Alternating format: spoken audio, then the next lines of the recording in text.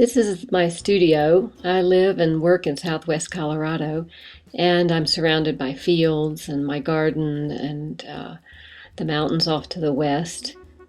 The short walk that I make every day from my house to my studio often influences whatever I'm working on or beginning for the day.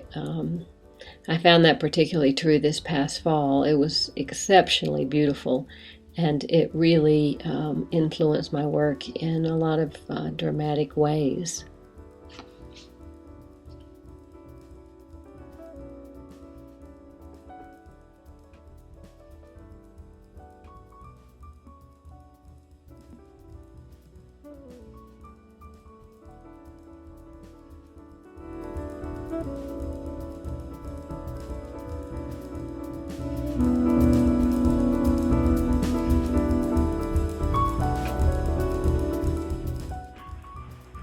I work in a variety of mediums, but primarily acrylic, with a lot of different drawing implements. I work on linen, on canvas, on panel, and paper. I love working on paper as well.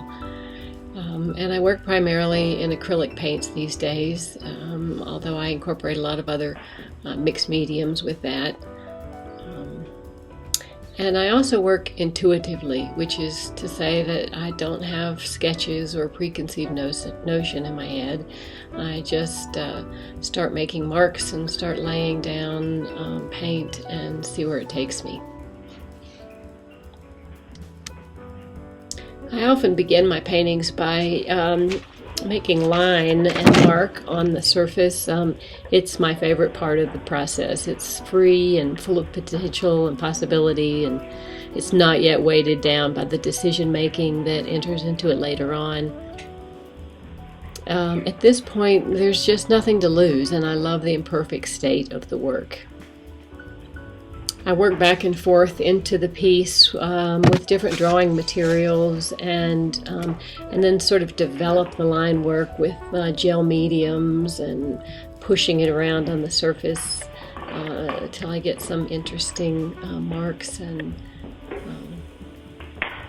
that's often how I start the work. And then I move on to laying in passages of color, building a little more composition, setting more of a tone for the piece.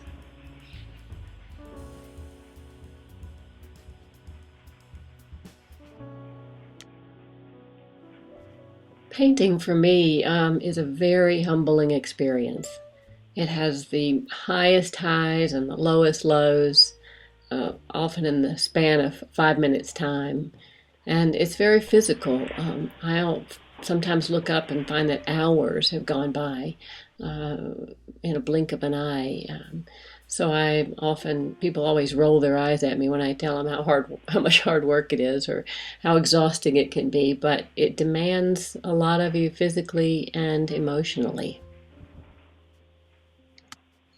I'm often asked when I know a painting is finished, and in thinking about it, it seems it's never finished. I don't think that you're ever truly satisfied with it. It's never perfect.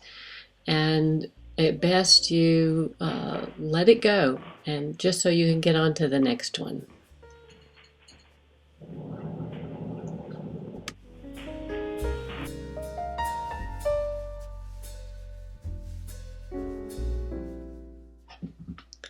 I've been particularly interested in the naturally abstract qualities in nature recently. I look at it and I see it so abstractly. It's reduced to its line and its color and its shape, and I feel as if the brain is always working to make sense of what we see and to redefine it and to label it.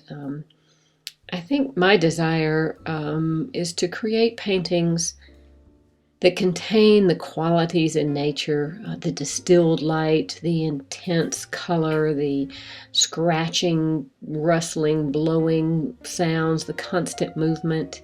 But I hope to represent or reassemble all of those pieces in a puzzle that doesn't quite make sense. So that basically what happens is you are sort of forced to look at it in a purely abstract manner, and